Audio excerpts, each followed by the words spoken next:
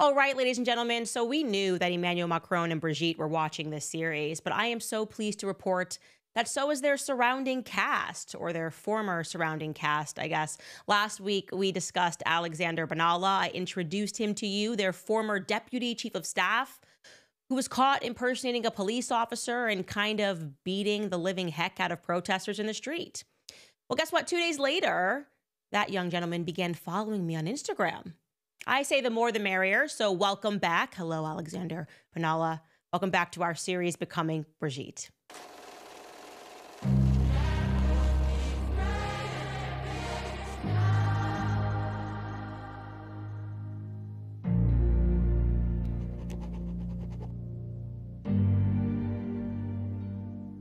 Honestly, I couldn't believe it. When I saw it, it was like a priority note on my Instagram. It's like Alexander Banala started following you. And I was like, whoa, okay, obviously, whoa, what's the meaning of this? I'm not exactly sure what the purpose of the follow was, given the fact that my profile is public. So you don't have to follow me. You can just look at my profile privately.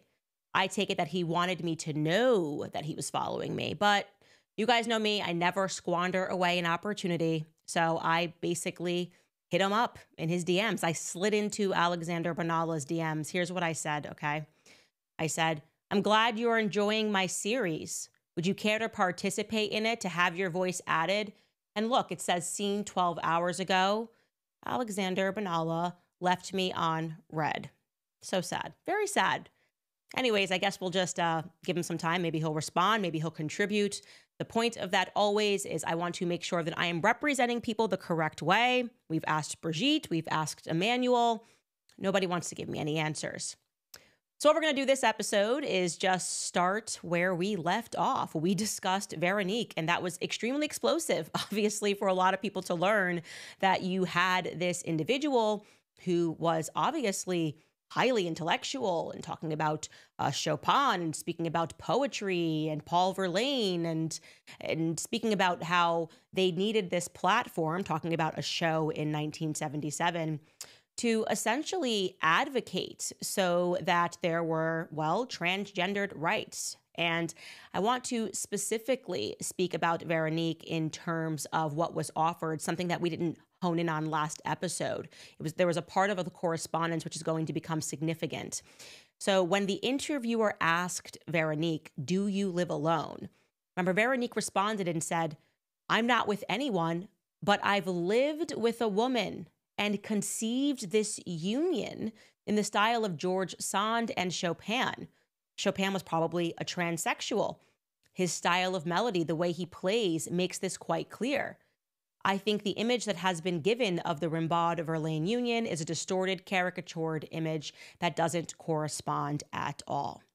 So this trans individual who speaks exactly like Brigitte Macron, according to AI Tech, they say this is the same person, although the voice has aged over time. They have those same tics in speech, that is to say, that is to say. But we learn in that little correspondence that that trans individual, or identifying as a trans individual, said, or actually said, I've always viewed myself to be a woman, was using this name Veronique for the sake of the interview and confessed to living with a woman in the style of George Sand and Chopin. Whatever that means, we know this person has a partner of some description, a friend, a partner. I don't know. I really don't know what that means. But then we learned that Jean-Michel, in another strange coincidence, shortly after this interview took place, happened to marry a woman named, yeah, you guessed it, Veronique, of course. Veronique Drew, we are now introducing to you, and Jean-Michel had their marriage take place on November 24th, 1980, in Blangy-Tronville, a city named Blangy-Tronville, or a town named Blangy-Tronville.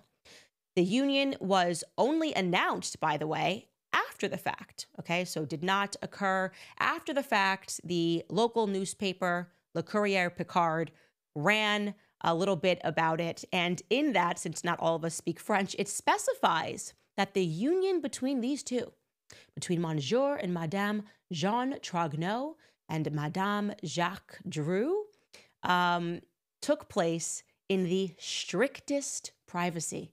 Where have we heard that before? We've heard that before, haven't we? In the strictest privacy.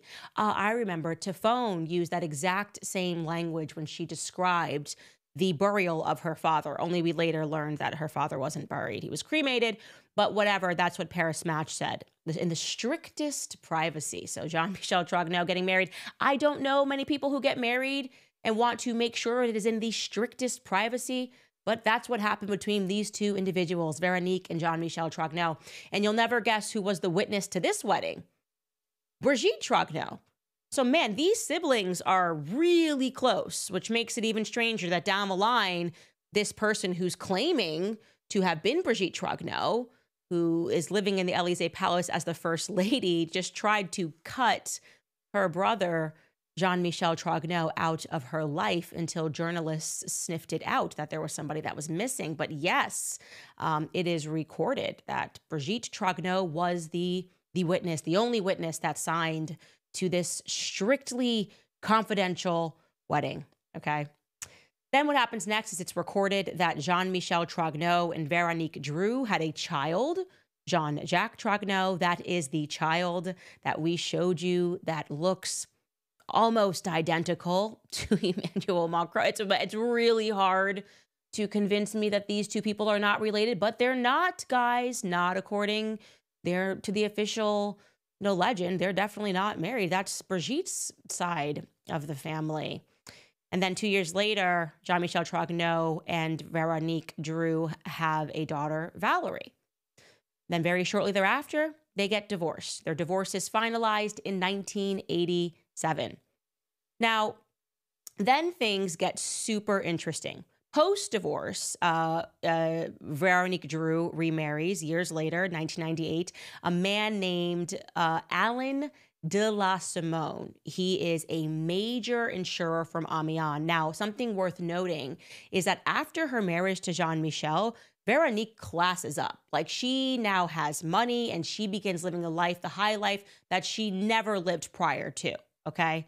Can happen. I guess you can class up in life, but it's just worth noting that she's living in a way that she hadn't lived before. So naturally, the journalist Xavier Poussard contacted her. That seemed like a good place to start. Like, if you're trying to determine whether or not Jean-Michel Trogneau transitioned and became Brigitte Macron, you have to be willing to accept some evidence that would point to the fact that you are wrong, that your thesis is wrong. And thus far, everybody's coming up dry. It's just they don't want to give you any answers. We're getting these manufactured pictures or pictures that can only come through Best Image, only come through Mimi Marchand, which are images that should not, of course, be trusted because Mimi Marchand has an extensive criminal history. She has been accused of many a forgery, many of extortion, and she's in a lot of trouble right now.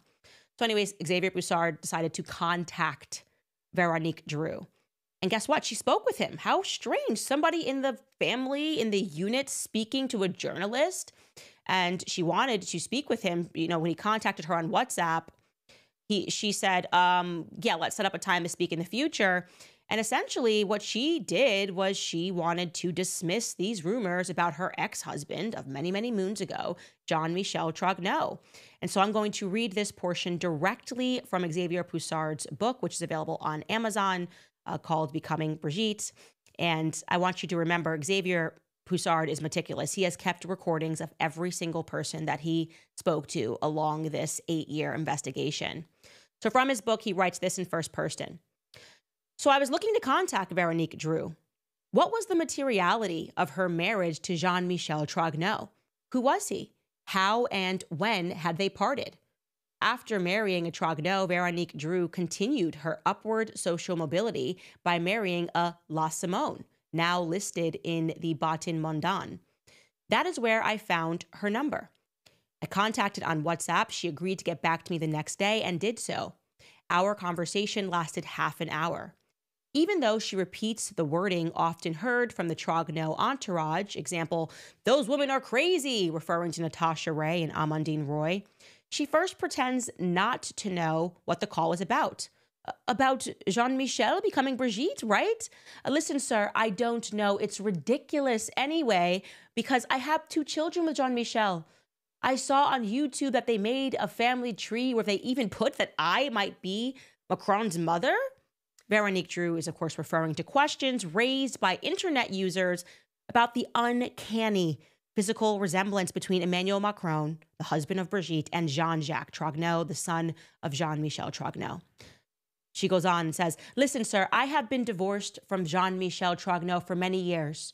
Listen, sir, I have remarried and my children are here. I don't want any problems, but I can tell you that Jean-Michel is not Brigitte." That's ridiculous. I had 2 chocolate stores in Beauvais.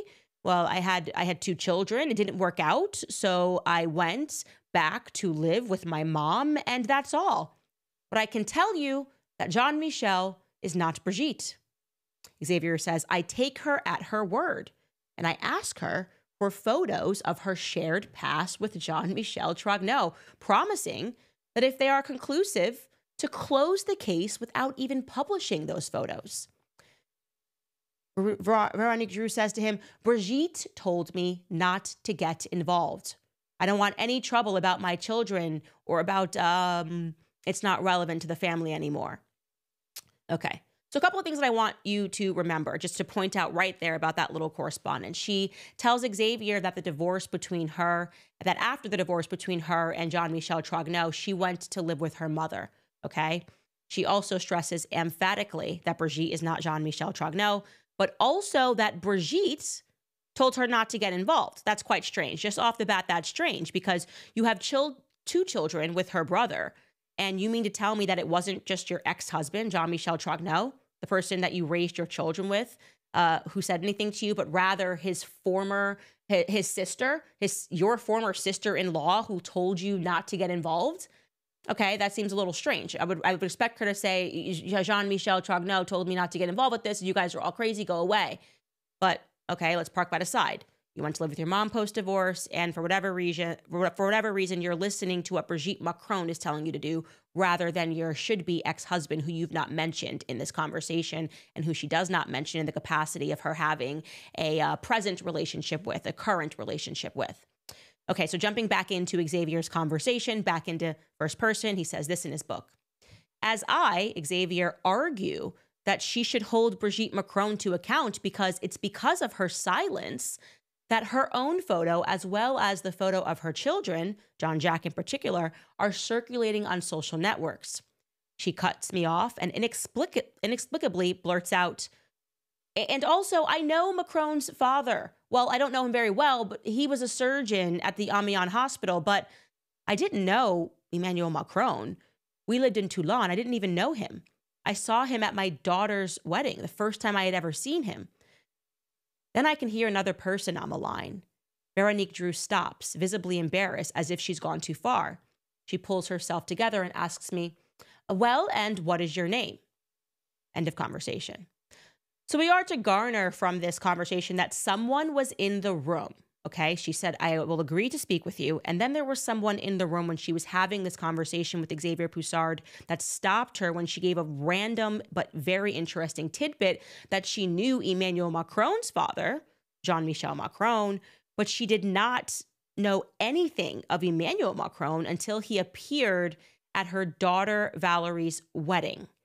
And needless to say, she never did provide Xavier Poussard with any photos of her ex-husband or their strictly private wedding, anything that could have immediately just dispelled these rumors, these missing years, so to speak, of his life and Brigitte Trogneux's life that would have just put everything to bed. They're never willing to do that, right?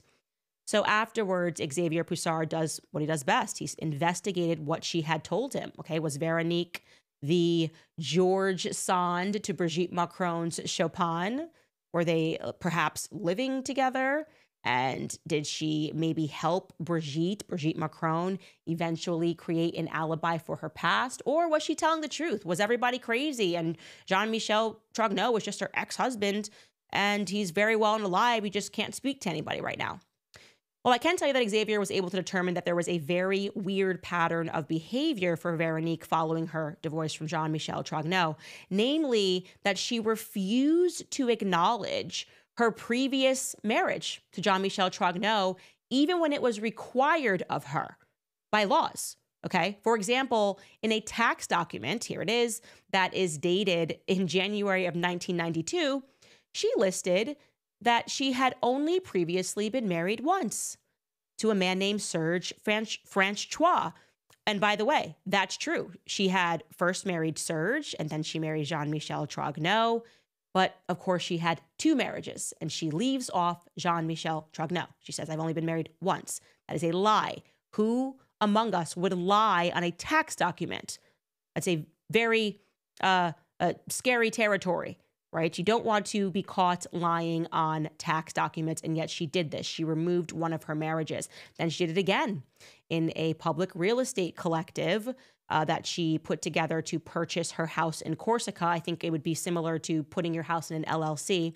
In 2008, she reported that she had actually never previously been married in a document that was issued by a notary. Okay. She lied in the presence of a notary and again removed her marriage from Jean-Michel Trogneau, who was instructing her to essentially pretend that she had never been married to Jean-Michel Trogneau on documents. She just removed him for the rest of her life, it seems. Everything that Xavier could find.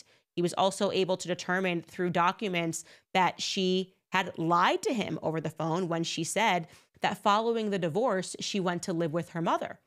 He was able to find records that revealed to him that actually she went to live in an apartment in Amiens that was owned by Jean-Michel Trogneau's father. So the Trogneau family put her up in an apartment, and I don't know, I guess it's not totally strange that your father-in-law might do that, but what is strange is that you would lie about that years later when people start asking questions about your ex-husband, okay? Very strange. It's worth noting also that right around this time of their divorce, okay, so they're officially divorced in 1987. You can assume they separated sometime before that because to finally get your divorce stamped and done and sealed, it usually takes a little longer, maybe 1 year if you're going really quickly. But that's the time that Brigitte Macron, the Brigitte Macron that we know, okay, the public record Brigitte Macron, that's when she begins her very public and traceable career as a teacher, okay? She goes and enters in 1986 at the Lucy Berger School. Suddenly changes the career, total career change, and then this is all they want to show us. Oh, look, she was a teacher here, and a teacher here, and a teacher there. And of course, the future love of her life, Emmanuel, was just 9 years old, so it was just 5 more years. 5 more years. And then Brigitte Macron, the one that we know, will meet the love of his life. Oh, did I say his? Love of her life. This is a good time to tell you that most of what you think you even know about Emmanuel Macron thus far, his legacy, yeah, it's just objectively not true. Emmanuel had a major hand up in life. This guy is so private. We don't know much about him. What we do know about him is, I would say, quite sinister. It's quite sinister. It's making me think, I don't know, of that movie, The Manchurian Candidate.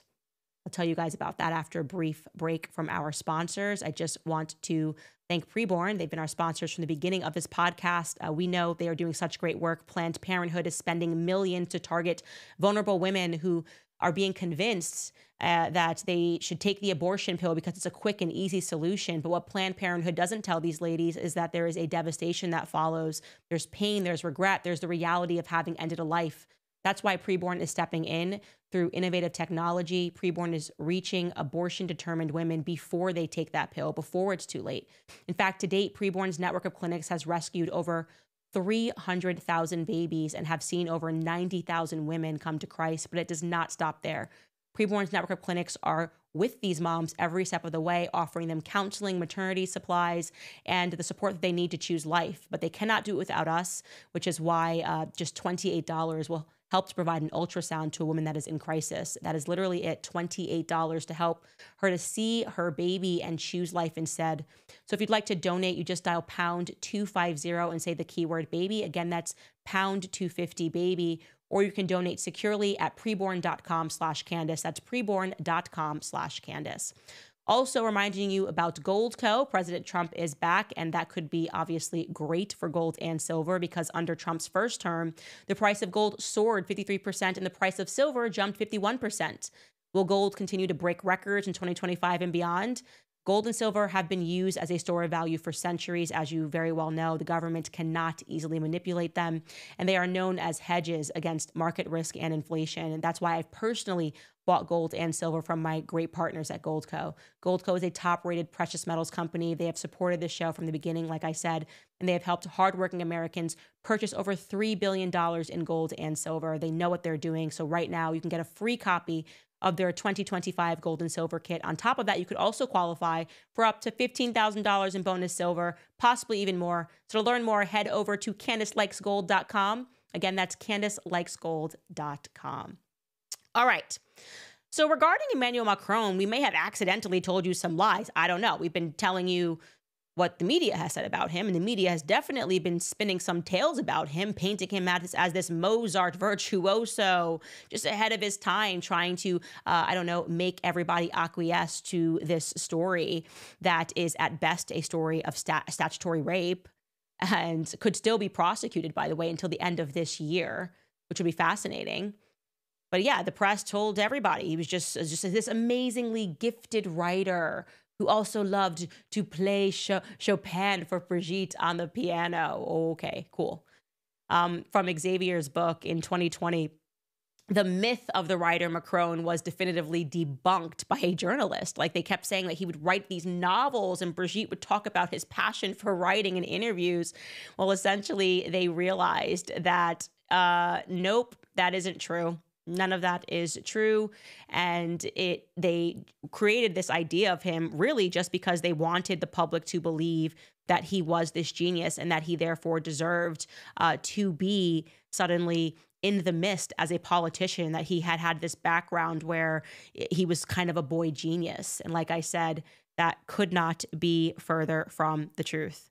The reality is Emmanuel Macron's real story is more of a fake it till you make it, okay? If that's how you would say it, fake it till you make it. As we have stressed before, not much is known about his childhood, okay? It's weird, it just gets very strange. His mother, we now know, was in charge of the gender reassignment program at the Social Security office. His father was a psychiatrist, but according to Veronique, she had no memory of Emmanuel having been around him. His grandmother, Manette, we know, definitely was involved in his childhood. It's the only one he speaks about affectionately or even relates to his childhood in his book. We also know that grandma had a knack for pedophile-centric books. It was grandma's thing. What are you gonna do? She likes these like pedophile-centric books. She's just like, hey, is that a pederast? Yeah, that's a really cool thing. Let's talk about Andre Gide. Let's talk about it. Let's talk about all of these weird passages. Me and my grandchilds, we share this with one another. Like I said, we learned that he was a bit of a loner. He didn't have many friends. The people that went to school with him didn't even know what his parents did. Well, according to the Wall Street Journal's book, The Calculated Rise of Macron, it was the Rothschild family, the Rothschild bank, that had everything to do with his professional resume. And interestingly enough, Xavier Poussard had discovered that the bank made an internal error in their documents when they listed Macron, who is supposed to be born in Amiens, as having instead been born in Paris. And they made this error on multiple documents, by the way. I'm going to show you a few of them. And the reality is, of course, this keeps coming up, that we are told in the official biography that he's born in Amiens. Then we have the former mayor of Amiens who said, no, he's, Touquetois, like from Le Touquet area. Now we have the Rothschilds reporting that he's born in Paris. And we just don't know what's real and what's false, okay? We really don't know, but we do have this from the Rothschild Bank minutes here. It says he is born, né le 21 December 1977 à Paris, and they do this again, and they just keep making this mistake that he's born in Paris. But it must have been a clerical error. Now, Emmanuel himself has never denied his closeness with the Rothschilds. In fact, he said this in 2012, and I quote, "I had a very unintelligible background. No one could understand me outside of Rothschild." Okay? And when he became the economic advisor to the socialist president Francois Hollande, he said that David de Rothschild, quote, knows about my commitment. What? What are we talking about? What are you saying? What are you saying, Emmanuel Macron? You're going to be his protector when you get into power? I'm going to read you this passage regarding him climbing the ladder at the Rothschild Bank, because apparently his rise made no sense to his colleagues. This is from Xavier's book, quote, within the bank, Emmanuel Macron's progress surprised many. Cyril Harfouche explained that he, quote, had been identified as a very singular personality with a lot of contacts. And Sophie Javari, who trained him at Rothschild & Co., reports that he, quote, had very high-level contacts for our files with links to the state, end quote. According to her, her most experienced colleagues were surprised by his, quote, supports at the top level of the bank, notably David de Rothschild and his right-hand man, Francois Henrot, who occasionally allowed him to, quote, bypass his immediate hierarchy. This support enabled him to become, at the age of 32, the youngest managing partner in the bank's history, even though, according to other employees, he was a poor technician. Quote, Macron doesn't know much about it. Quote, in meetings, we giggle and think ardently, here's another Macron gem. Now, reporting on other confidences from Rothschild & Co. executives, journalist Mark Endeweld confirms the bitterness aroused by his accelerated promotion. Quote, at Rothschild, he has the reputation of never having written an equation. He didn't even know what EBITDA is, the operating profit of a company. David de Rothschild had to, quote, violate them to appoint him to managing partner. Okay, the idea of a managing partner of Rothschild Bank not knowing what EBITDA stands for, like that. I'm not a financial institution over here. Earnings before interest and tax. He didn't know what that was, and so people around Rothschild who watched his rise and were bitter about it and knew that David de Rothschild had a hand in this. Again, you can read about this in the Wall Street Journal's book. You can read about this in Mark Endeweld's book, The Ambiguous Past of Macron. People don't understand how he was just sort of elevated at this bank. And by the way, that elevation actually took place before he even got to the Rothschild's bank. It also took place in school. So we were told he was Mozart, right? We were told that this kid just had it. He just was so brilliant. Then you're going to find this other point to be quite odd.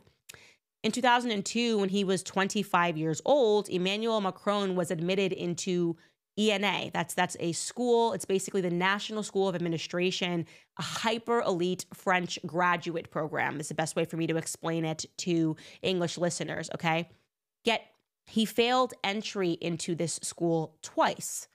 And then he was magically admitted without having to answer the question that was asked during the oral exam. That's a component of getting into this school, this elite school, which essentially you have to attend to get like a high level job as a financial executive. They just allowed him to be admitted without doing the oral exam, like that's ever been done before, okay? Then somehow he ends up in the top rankings of his class and is able to join the Inspector Generals of Finances. And his students around him, his colleagues around him, clearly knew that he was an idiot and that meant that the rankings were cooked.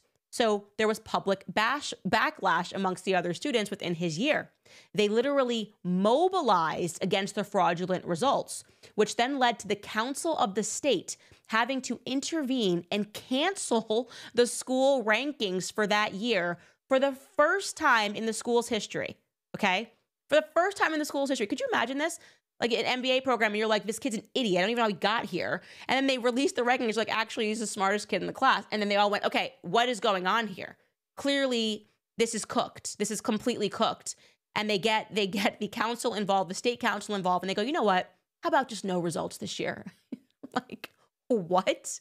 A quick little point on that, by the way, is that in 2021, when Emmanuel Macron was president, he decided to essentially cancel the ENA. He's like, oh, we actually need more diversity in banking, so we shouldn't even have this program. This is ridiculous. This is crazy. We just need to have more diversity. Yeah, okay, buddy. I'm sure that's what it is. It sounds like maybe your entire career you were just being prepared for this moment of becoming the president of France. And you actually, what you are is the only thing we can verify, which is a drama student. You know how to act. You know how to act and pretend that you are the president while there is clearly somebody behind you that has been moving you all through life. Another odd point was that when he was admitted into the Rothschild Bank in 2008, he was supposed to have publicized an order from the minister which granted him leave from compulsory civil service. For whatever reason, he was exempt from that compulsory procedure. So he didn't even have to reinstate his civil service when he then left the bank and was magically appointed, right, to President Holland's team as an economic advisor. Like, what? In fact, the deputy chairman of the Council for State Legal Ethics spoke out about this. He remarked that he had never seen anything like it. He had never seen someone given an exemption on this, not having to go by certain steps. I'm sure just like the students at the ENA had never seen someone who couldn't even get into the school, who clearly was not at the top of the class, magically be awarded and being told, like, actually, that's the brightest kid in the class, actually. Here we go. And they were outraged. And they should have been outraged. And the people that work with him at Rothschild Banks were similarly outraged. This guy doesn't even know what EBITDA is. It sounds like actually he's an idiot.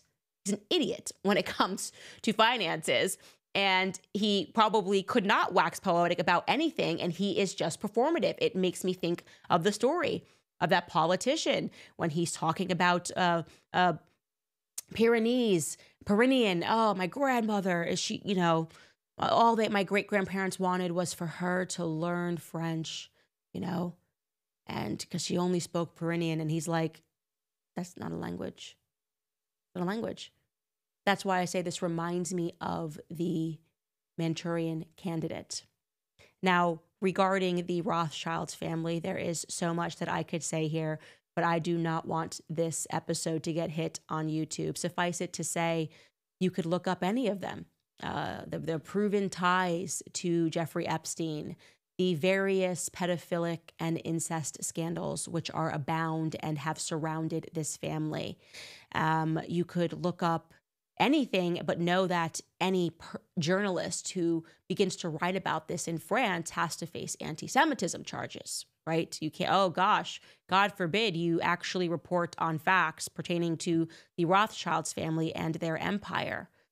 What we'll do instead here is leave you with what Xavier Poussard said, because I think he summed it up quite brilliantly regarding the Rothschilds.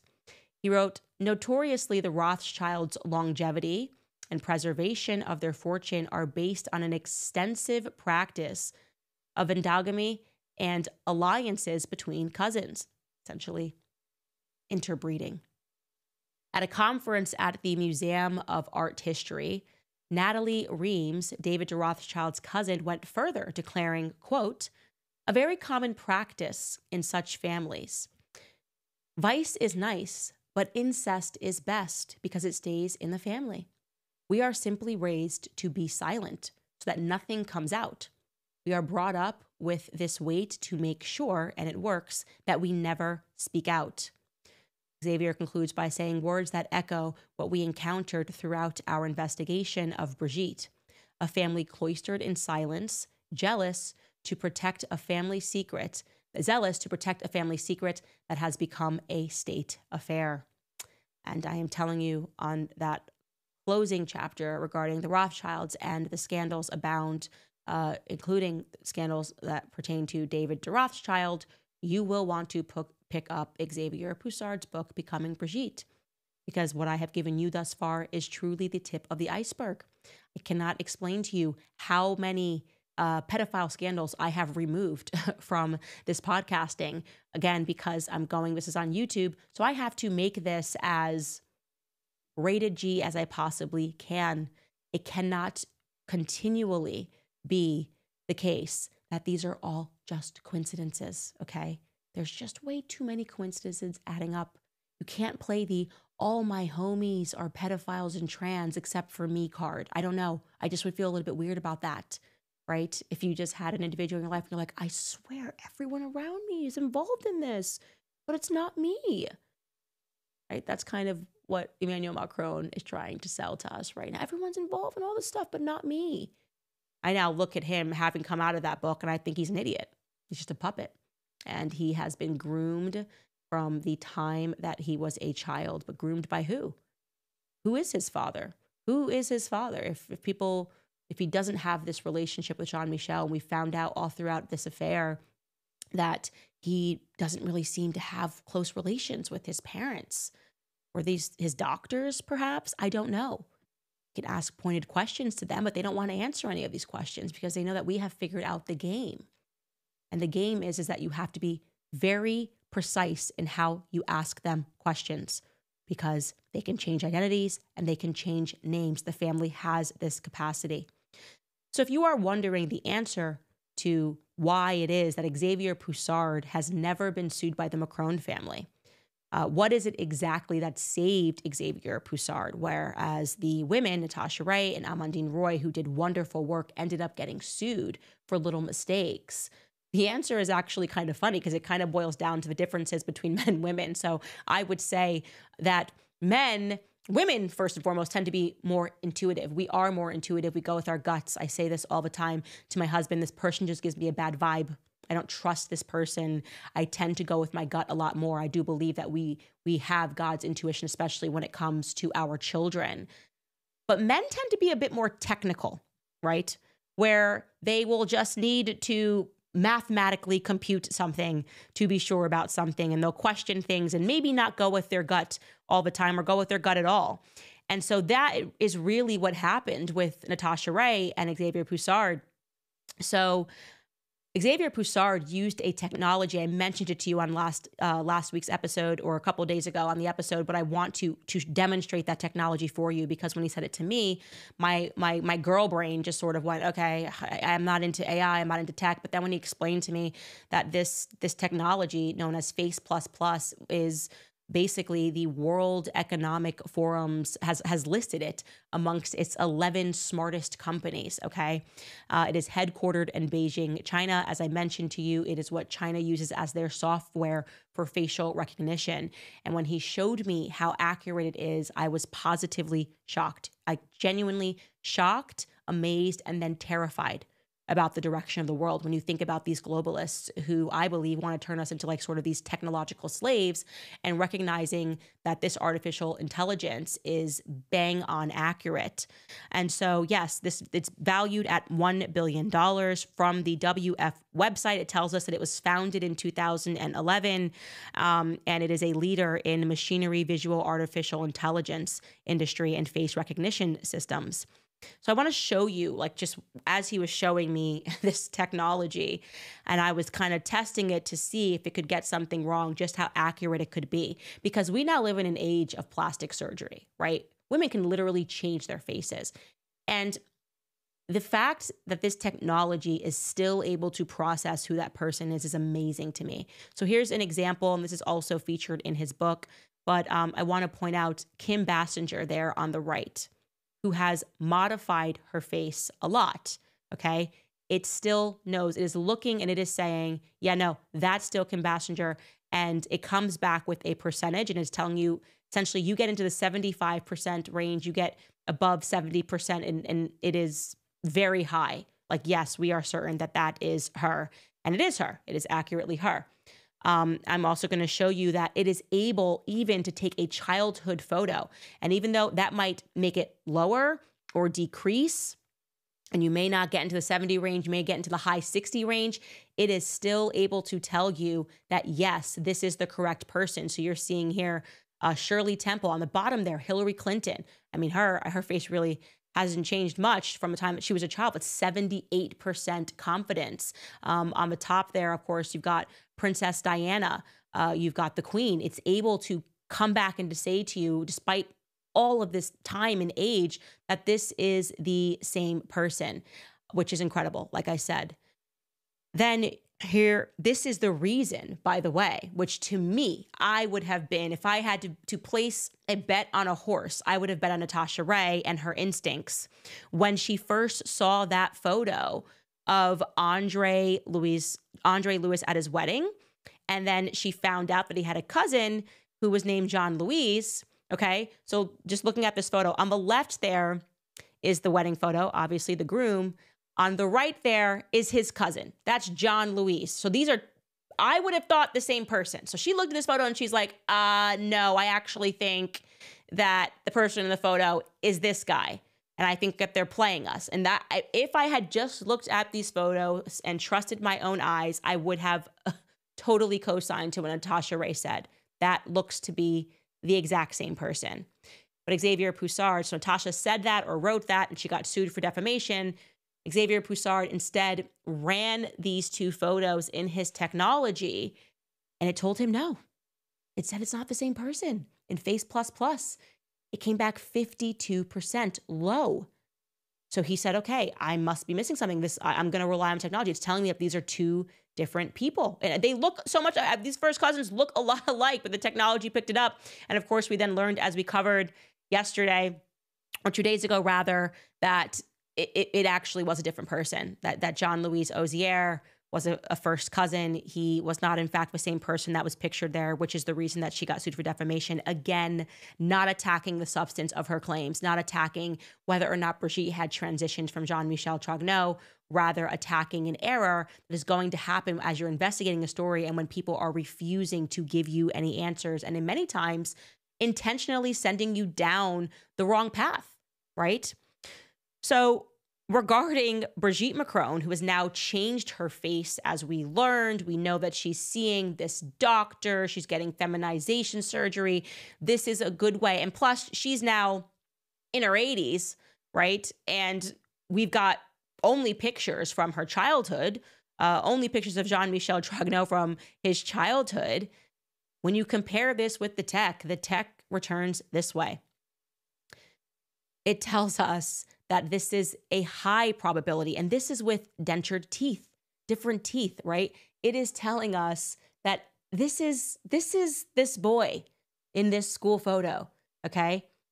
This is this boy in this school photo. It is returning from normal to high, highest being there at 17.3%, and that's just with the school photo and with years of work, okay? We're not even comparing this to the school photos when she still had the teeth that you see there on the left-hand side, right? When Brigitte still had teeth. This is with a ton of work being done by the magician to the transgendered community, right? The guy that can make you a woman. He looks at you, looks at women like they're clay. And it is still certain that that is Brigitte Macron, okay? That little boy became Brigitte Macron. It is also certain that the woman in the wedding photo, so more aged on, Brigitte Trogneau, who married Andre Lewis, is not the First Lady Brigitte Macron that we see today. It is returning low probability that these are the same people. What's going on here? What do you mean it's returning low probability? This maybe gives us the answer to why she will not answer. She will not join a lawsuit and assert formally by just saying, that is me in the photo, okay? She will not answer my questions as we've had our legal team go out and we have said, we don't want to lie. Just like Xavier, we're not here in the business to spread lies, okay? Doesn't help me. Doesn't make my audience want to come back to my show when I get busted intentionally lying and defaming someone for the sheer sport of it. Help me help you, Brigitte. Is this you in the wedding photo? She doesn't want to answer that question, okay? Well, if we turn to AI technology, the reason why she's not answering that question is because it's not her in the photo, okay? That is somebody else. And that somebody else went by the name Brigitte Trogneau. So it's very interesting. Jean-Michel Trogneau at that wedding. We're not allowed to see any photos of him at that wedding because apparently all photos have been destroyed other than 2 lingering photos of of Andre Lewis, and same for Brigitte Trogneau. We are just finding that despite all photos that should be made available, we can't even get our hands on school photos. School photos. They don't want to give them. They don't want to give them up. Nothing exists. It's just all been deleted. A whole person just got deleted. Okay. And regarding the communion photo, which we instantly looked at and said, that looks nothing like the first lady. I'm looking at my eyes. It returned this answer. The text says, no. Again, low. Nope. Not happening. Sorry. Ain't her. Okay. So what do we discern from that? What we discern from that is that the photos that Mimi Marchand, Best Image Agency, Mimi Marchand, who's up with the gangsters doing work, making sure that pedophile scandals don't hit the press, disgusting pedophile scandals. She's stopping that from hitting the press. She's the popess of the celebrity media, doesn't print without her say-so. The person that documentary filmmakers have to go through to get any images of the First Lady. And then when they get these images, there are few and far between. What, 3 entered into the public arena of her childhood? And all of those photos, 1 or 2 from her childhood rather, and 1 from her marriage, alleged marriage. Well, Chinese tech software sanctioned by the WEF as the best in the game is telling us that that is not the current First Lady of France. What are we to make of that? What are we to make of that? The silence, the punking, the intimidation techniques, going after people for taxes, sending the figurative or the French IRS to go after people when they can't get them on defamation, going after trying to figure out who's funding people.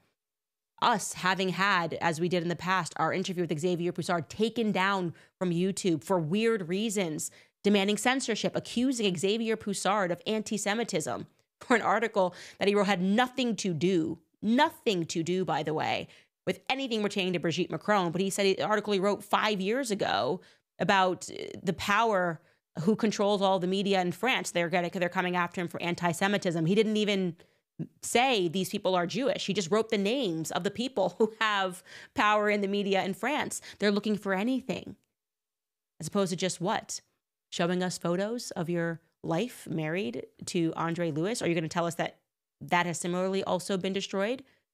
Or are we to make of this that the person that is living in the Élysée Palace, the person who definitively groomed the president, who actually has not been so honest about his background, who is not the genius virtuoso that has been presented to the public, Brigitte Macron, perhaps, is Jean-Michel Trogneau. Jean-Michel Trogneau, who during a transition, the picture that I'm seeing right now, and I'm happy to correct it again because I know you guys are watching at the Élysée Palace, please just answer our 21 questions, because the picture that I'm getting from all of this, and again, we have not even gotten to Xavier Poussard's explosive interview, is that something happened in the 80s. Something happened in the mid-70s and the 80s. Veronique Drew, Jean-Michel Trogneau, your reappearance in 1986 as a teacher, the lies that you have told sexy Claudia Schiffer. She didn't exist then. I don't see a woman with legs irresistible that the young boys just couldn't wait. Oh my God, look at that. What are you talking about? Who sanctioned these lies in the press? Who are you really? And what is your relationship to Emmanuel Macron? What is Emmanuel Macron's relationship to you? What is the relationship between Emmanuel Macron and Jean-Jacques? It's not feeling like a nephew to me. I don't know. Something feels off there when I look at that picture. Something feels very wrong there. And of course, it's so simple to answer these questions, and yet you refuse to. You go so far as to try to intimidate an American journalist. And I got to tell you, it doesn't make you look anything but extremely guilty. That's what I will say about that topic. I'm now going to, before I get into a few of your comments, remind you guys about American financing, because I know the average person finds it difficult to keep up with monthly expenses. In most cases, there is little left at the end of the month to cover any extras. Most Americans aren't getting a big raise. Expenses are up, and it is very hard to manage without using credit cards. So if you're a homeowner and you're frustrated with that cycle, I need you to make a 10-minute no-obligation call today to my friends in American Financing. If you're carrying a credit card balance each month with a rate in the 20s or even the 30s, American Financing can show you how to put your hard-earned equity to work and get you out of debt. Their salary-based mortgage consultants are saving their customers an average of $800 a month. And if you get started today, you may not even have to make next month's mortgage payment. There are no upfront fees, so it costs nothing to find out how much you could be saving every month. So call American Financing today at 800-795-1210. Again, that's 800-795-1210, or visit americanfinancing.net/Owens. That's americanfinancing.net/Owens. All right, guys. So we are going to premiere the Xavier Poussard interview. I wanted to do one more episode of this because there are things that he was speaking about that I wanted to make sense to you when he talks about the software that has really saved him from making any errors or making any assumptions that would have given them the ability to pounce. And so we will premiere the first part of the interview here on YouTube, and then we will put the rest of it on CandaceOwens.com, which is running and amazing thanks to Patmos, which is the great team that put together our website. They are the most trusted alternative to big tech hosting, and their service is excellent. The hosting is secure, and I'm now officially free to say anything that I want on the show without the fear of being canceled by my web host. So we're grateful to Patmos, patmos.tech. If you're one of those individuals who is looking for that freedom as well, you can make the switch and have them host things for you at patmos.tech. All right, let's get into some of your comments. I know some of you guys actually bought the book already, Xavier Poussard's book, Becoming Brigitte, and you've skipped and learned more. And like I said, I have not even scratched the surface. And so after we show you our interview, we will then get into even more, because you will have questions about who they are now trying to go back and present and suggest could be Jean-Michel Trogneau. Those of you who have gotten there about the little chubby guy that they're trying to say is Jean-Michel Trogneau, who curiously didn't stand with his family at the inauguration, but stood with the Rothschilds. We'll get into all of that probably in an episode after the interview with Xavier, so that you can put that piece together. Suffice it to say, the AI tech says no. That is not Jean-Michel Trogneau. This person, Dehend, writes, Candace, shame on you for sending me down this rabbit hole with you for truth, because now I'm all in. Something is definitely fishy about Mr. First Gentleman Brigitte Macron. The gig is up. I agree. Christine writes, thank you, Candace, for who you are and all that you do. Chris writes, you may remember me from earlier in the year for finding a beautiful Bible on the ground while walking my dog. I attended my first Catholic Mass this morning and wanted to share. Thanks for helping me find Christ. God bless you. Such an amazing, amazing story. Jessica Wickers writes, I am loving these investigative series. Your thoroughness is amazing with baby number 4 on the way. And given your previous hospital experiences, are you planning a home birth or are you working with a midwife? I would be very happy if I had my baby at home, but my husband won't let me plan that. He's like, everything's been smooth. You have very easy pregnancies and we've had good births. I did have one very bad hospital experience and we ended up checking my baby out of there. But that was really more over vaccines and medicine rather than like my birth actual experience. And so he doesn't want to switch up the formula. We're at odds there, but I would love to give birth at home. So I may just go into labor and not tell him until the baby's just about to come out. Sis Holiday writes, point of view, me asking everyone in my life, did you know the president of France's wife is a man? Yeah, you know what's really interesting is that now you go back when I first got into the story and I announced it on my previous podcast, and the journalists that instantly rushed to call it insane, those are people that you should be very concerned of. I call out Bari Weiss all the time because she wrote like a whole article about me.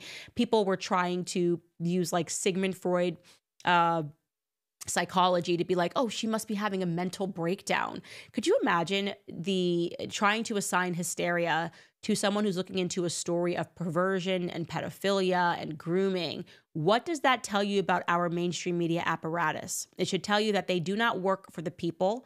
They work to protect the state and whoever is running the state. And this is a story, like I said, that is global. I think there are too many similarities between the upbringing of Emmanuel Macron, and as we talked about, the upbringing of Kamala Harris, the upbringing of Barack Obama, you know, these people being raised by their grandparents at a time when we know that the MK Ultra program was running, and there is something very, very wrong there. Too many comparisons is what I would say. Luke writes, dig, dig, and dig. Find out who is hiding behind this person. 47 versus a 14-year-old, not okay. What is going on with the elites? This is bad. She was, you meant to say 37. Sorry, she was 14. She was 39. Christian Fortin writes, our sincere salutations to Emmanuel Macron, Brigitte Macron, Jean-Michel Trogneau, Lillian de Rothschild, Pedafine Ozier, and JJ Trogneau, who are all one way or another with us tonight. Indeed, they are. I'm hearing rumors that Emmanuel Macron, is even looking at trying to hire people in public relations to deal with the fracturing of his image. And Tiffany is quiet. I've got a lot of questions about her. The only child that seems to really speak out. And it's interesting because we, like I said, don't know what happened to Brigitte Trogneau, but we know that whatever did happen to the real Brigitte Trogneau, Tiffany would have been too young to remember her. So I find that to be of some interest. And that's why we have created a timeline, which we should share with you all so that you can just capture kind of the movements here, like a timeline of Brigitte Trogneau, a timeline of Jean-Michel Trogneau, sort of like the wiping and the disappearing of them both, the reemergence of Brigitte Ozier, or later to be Macron, is just, it's too perfect of a story when you start to look at it. But anyways, you guys, just reminding you, if you want to support our work, please go to CandiceOwens.com. You can give whatever you want. You can also sign up. We have an entire series on vaccines. You can also support by buying my sophomore book, which is available for pre-sale. Head to CandiceOwens.com. There's so many ways to support independent journalists and people that are just taking these risks and telling these stories, because I do think that we're experiencing this global awakening, and we are realizing that something very dark and something very perverse is going on, and that there are too many powers that are trying to suppress us having that conversation. And it's going to take all of us kind of supporting one another and educating one another in order for us to realistically be able to change things for our children. And that's my investment in this, by the way. That's my skin in this game, is that I've got kids that have to grow up in this world. And the more that I learn about things that have happened and things that are happening, it terrifies me. And so I don't keep my mouth shut. How am I doing, Emmanuel Macron, on shutting up? You did tell me to shut up pretty much in a lot of words, in 100 pages. You said, don't say anything. And I did not say anything. I failed really bad at not saying anything. I'm just not good at that. It's not my thing. Anyways, you guys, we will see you tomorrow.